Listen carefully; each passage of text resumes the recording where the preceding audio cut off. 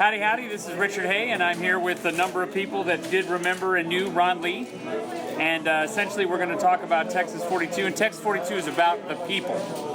And Ron Lee was absolutely a person.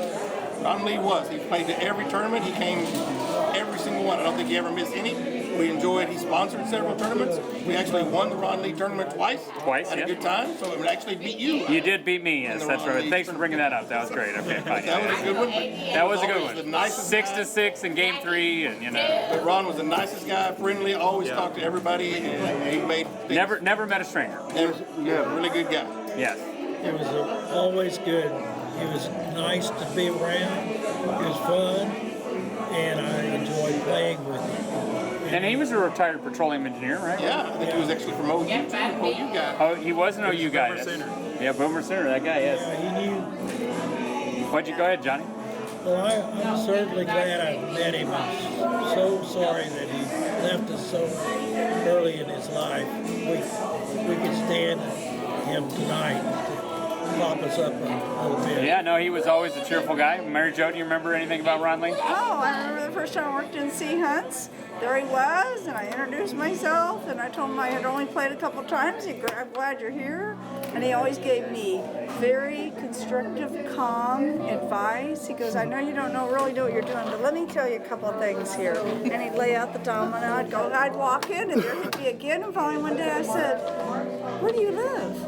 In Austin. He goes, I don't live in Austin. I said, where do you live? He goes, Houston. I go, Houston, you're here all the time. He goes, yeah, I know. I just can't sell my house in Houston. I go, okay. He said, oh, Katie, really, Katie. And then he invited me to his tournament, and he was just all about being there and playing with us. Yeah. And I appreciated all his input for me. Yeah, so Ron was a nice guy. He was a very dedicated player. He went to every single tournament. He was super nice. He would play with anyone. He always stayed and watched the final tables. Even if he was like knocked out in the first round, he'd still stay and watch the tournament. Right, even at Houseville. Yeah. 2 o'clock in the morning. 2 o'clock in the morning. Ron Lee was there. Ron Lee was there. Watching the table. Now, he might have been halfway asleep, but he was still watching. Might have been there is, relative, right, exactly. But super nice guy, and he started doing a tournament actually just for himself before he passed away. Right. And just called it the Ron Lee Open, or I think is what we called it. I helped him run it. And Katie and Lucky's. And so I've continued that tradition after his passing in 2019. I've started doing a tournament every year called the Ron Lee Memorial now. Right. And so we're fixing to do one. Tomorrow is going to be Tomorrow is the latest one? 2022 version. So, great guy. Yep, left us too soon.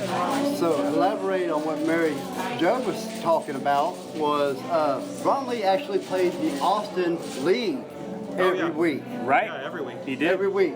Drove from Houston on Sundays to play. He was the most dedicated Austin player, and he didn't even live in Austin. That's right. Yeah, that's one thing. And I wasn't there playing, but I do remember that couple of years, 2 or 3 years he played. Or more. If not more, played every week in Austin. Yeah, I had a few lines. See, I played like about 3 weeks before he died. He played in a random partner tournament, and I was trying to leave to put my kids to bed, but he was my partner because it was Daryl's non-random random thing where you knew who your partner was going to be. So I asked him what his record was. It was 3-1, so he was still in the running. And so I couldn't leave, and so I did play the 5th game, and then we did win that game 7-6 when he bid 37. Yeah. And then Mary Jo was 4-0. She must have totally tanked on the. I think I came in second. You did, but you must have tanked that 5th game because Ron was 3-1 and He knew my weaknesses. he taught me. He clipped you. He clipped you at the end there. So he won that tournament, and that was like just a few weeks before he died, and then. Also, every time we went anywhere, he loved to tell that story about how I lost the kid. We'd be in New Mexico. He'd say, "Hey, did you hear about the time Rich lost the kid?" I'm like, "I love you too, buddy." I mean, but he was a great guy, mostly. And then when we played in New Mexico, I won the New Mexico State Championship. But both on the Friday night and the Saturday, our only loss was to Scott Kemp's sister, Barbara Kemp, and Ron Lee. Wow. Right, so they beat us both days, but then they always lost to other people, so they didn't place. Yeah. But they were always there to block us. And Ron's main partner was Murray. Murray did Oh, Murray, Cleburne. yes. And we used to nickname them as a team the Rock Bottom Boys because they went 0-7 in some tournament. for a while there, and then they changed to the Desperados.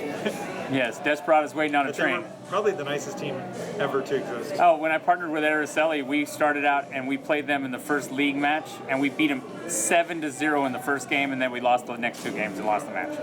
But I mean, but we wiped them out that first game, but then it didn't matter, right? So anyway, yeah. So that's about just some good stories about Ron Lee. Really good. Oh, and probably my fondest memory was at Daryl's birthday at that Yes. Mexican restaurant. That was right down from C. He Hunt's. came for that, yeah. Yeah, he came for that, and then they had cake, and then it was him and one of the twins versus Daryl and one of the twins, and one of the twins. Oh, and Ron Lee used to have breakfast. He used to actually buy me breakfast every Monday when he was in town. I mean, on the weekends he was in town. Yeah, for advice. At Dan's Hamburgers Oh, okay. in Austin. Yeah, Robert would be there. And I would give him 42 advice. Robert Chambers, He called me yeah. his 42 coach. 42 coach. Well, there you go. That's. I told him, number one, don't listen to anything Terry Pope says. Thank you, Ron. I say that lovingly. Yes, of Saving our course. life. Right. Thank you, Ron, and we'll see you next episode of the Texas 42 YouTube channel.